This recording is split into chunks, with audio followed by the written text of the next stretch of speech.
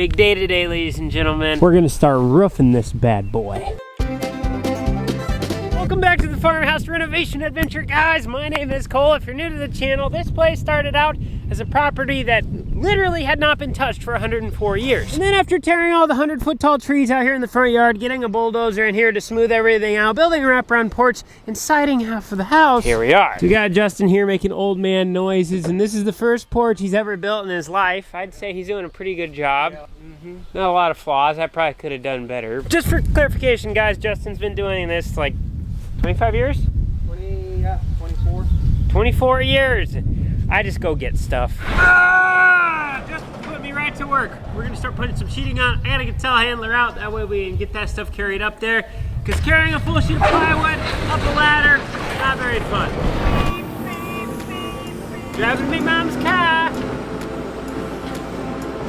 Careful, that's $10,000 in plywood. I'm kidding. It's actually probably not far. Okay, what kind of sick joke is this? I gotta get over there. One step at a time, I guess. Hello, ground.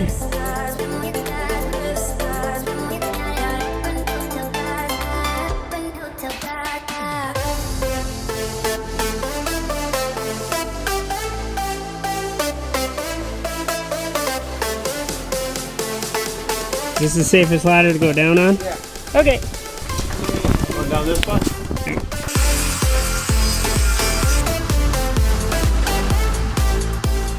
After a solid amount of work here, Justin's got the fascia board up on the new roof. We got all the sheeting on it, got everything nailed down, and I gotta say, at this point, I'm a professional with the circular saw. I mean, I don't think there's anyone better. Now we're on the part that I'm probably the most excited about here. Justin is going to start building, what do you call that thing, a dormer?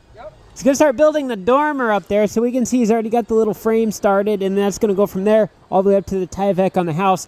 So that way, it's gonna add some personality up here.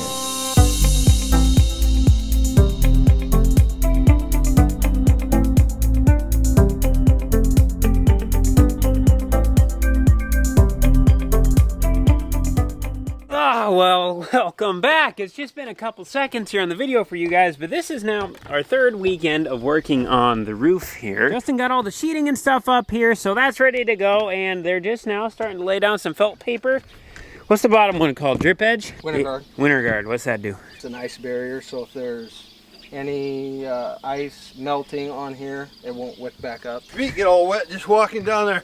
The grass is all wet from the dew. If everything goes well today, we should get some shingles slapped onto this bad boy. On the front of the house here, we do have this little area of roof. We need to get these old shingles pulled off. These are still good, but unfortunately, the new style of shingle is a different kind of pattern to these ones, so we want everything to match up, and also these are sun faded. We don't want this weird looking edge line right here of the new versus the old, so we're just gonna pull all this stuff off, and that way everything is gonna match. Once we get all this old felt paper up here, and then we get a drip edge put right in here, so that way water can't get behind that, we'll be ready to start shingling. Good form, Dad, good form. I know. What is that? The staples are kind of short, so if you have your hand laid out there, it only goes in quarter of the way into your skin.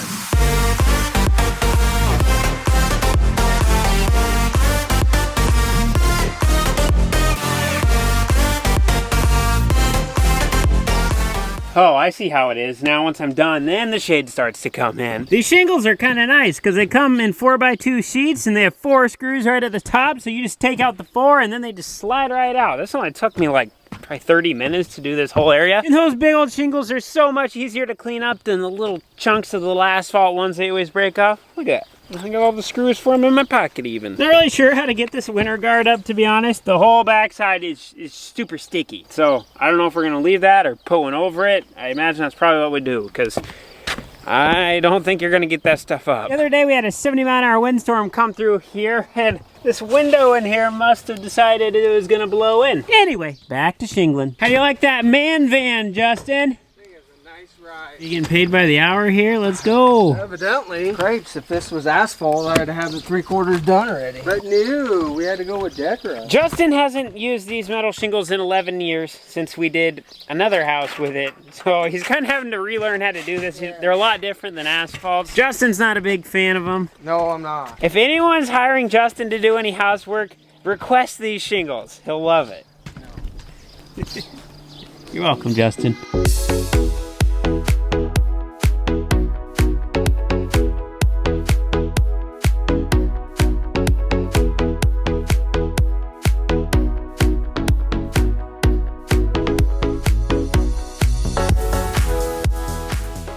little warm up here. Our shade went away.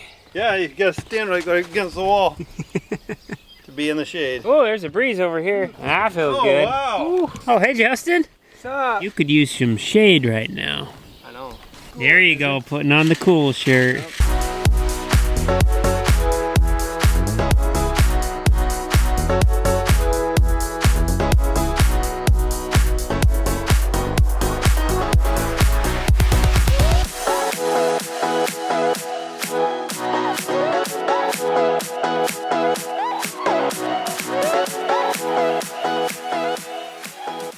You can see Cole up there. It's slow going, but we're actually, now that we know what we're kind of doing again, it's been a while since we've done these steel shingles. We're getting Justin, I should say, is kind of getting everything figured out. We had to call my cousin Wade once for just a couple of advice from him. He does a lot of these shingles, but I think we're getting it figured out. Oh, there we go, Dad. That looks OSHA approved. It is Pacific. Pacifically approved. Pacific Ocean. I know it doesn't look like it, guys, but this is what we got done in like 10 hours.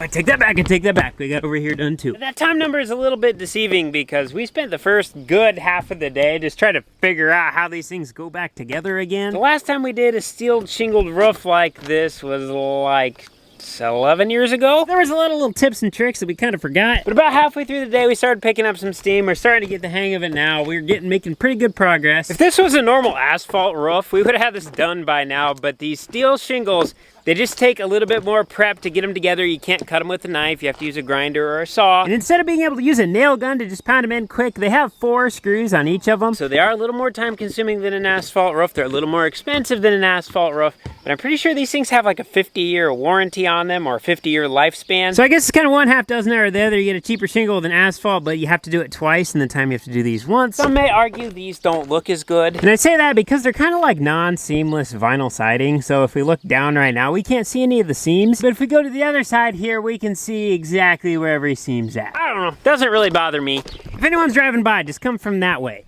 Don't look if you're coming from that way. If you've never seen these kind of shingles before, they're kind of cool. They're literally just like vinyl siding. So right here on these bottom sheets, there's a lip under here. So then the top one just hooks into that lip, and then you just pound this up with like a 2x4 or your hand to make sure that's tight.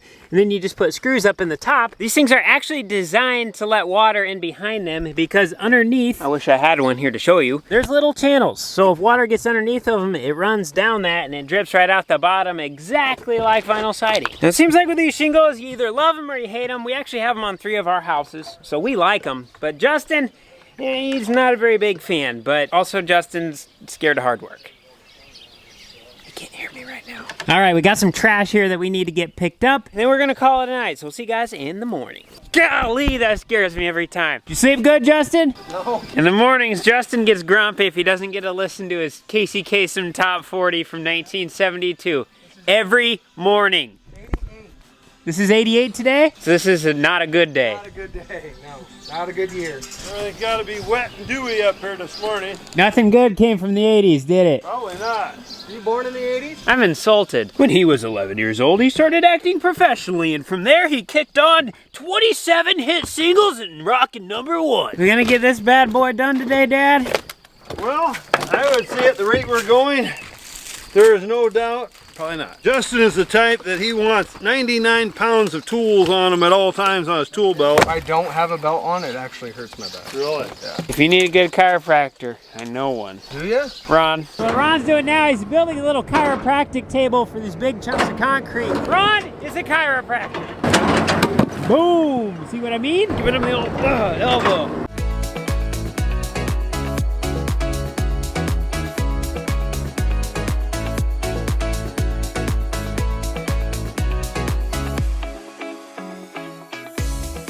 Well, this is the scoop. We're up on the roof working and we all make mistakes. We all goof up now and then. Cole is cutting the shingles and he is doing a fantastic job.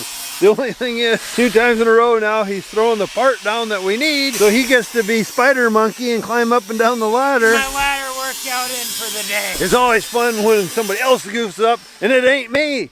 But I'll be doing it. Don't give up on me, guys. Just about got this part of the roof done. I just want everyone to take a second here to appreciate how far the house has come. 2 years ago, this thing had original siding and softening on it, and it hadn't been painted since 1977. And now here we are, half of it's got new vinyl siding on it.